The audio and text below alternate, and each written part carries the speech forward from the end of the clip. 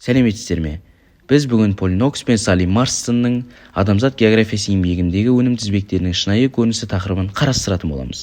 Сатуға шығару үшін жаппай өндірілген кез келген дайын өнім күрделі өнім тізбегін қозғап өтеді. Мен мысал ретінде ұялы телефон өндірісін қарастыруды жөн көрдім. Дүние жүзіндегі электрондық қалдықтардың, оның ішінде ұялы телефондардың көп бөлігі Қытайға кері жол тартады. Лақтырылып тасталған ұялы телефондар мен басқа да тонналаған электрондық қалдықтар Гонконг пен Вьетнам арқылы Қытайға жетеді.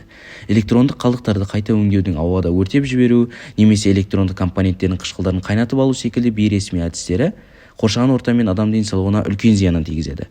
Қазір кезде мобильді құрылғылардың 70%-дан астамы қайтадан қолданылуы мүмкін, бірақ тек 14-17% ғана жыл сайын қайта өңделеді.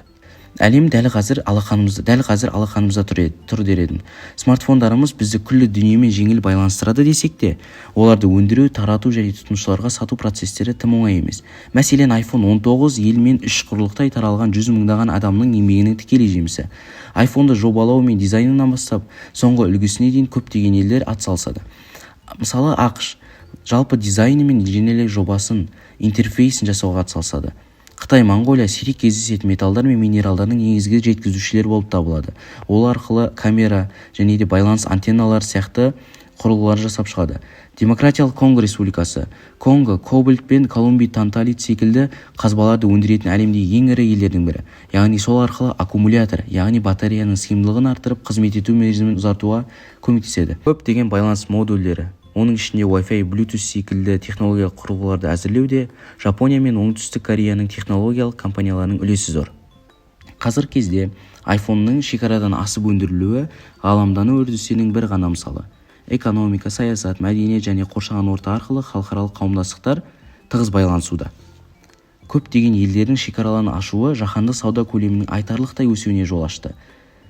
Әлемнің экономикалық тұрғыдан дамып келе жатқан өңірлерінде жалақының төмендігі, заңдардың босаңдығы және салықтың аздығы Apple сияқты трансұлттық корпорациялардың өнімді өз елінен тыс жерлерде өндірілуін әлдеқайда тиімдетті.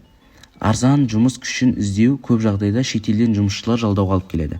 Мыңдаған шақырымды артқа тастап Қытайдың Шэньчжэнь қаласына тайваньдық Foxconn технологиялық компаниясына жұмыс істеуге келгендердің жағдайы соның бір мысалы. Яғни жұмысшылар сағатына бар жоғы $2 ғана жұмыс істейді. Ал енді біз қалай әрекет етеміз?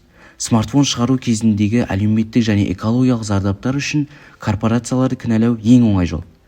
Бірақ тұтынушы ретінде біздің қолымыздан келетін басқа іс бар ма? Жаһандық жеткізу тізбегінің бір бөлшегі ретіндегі жауапкершілігіміз қандай? Келесі жолы телефоныңызды қолыңызға алып, кез келген нәрсе қарайын деп жатқанда, осы смартфонды жасауға әлемнің түкпір-түкпірінен қанша адамның тер төккенін ұмытпаңыз.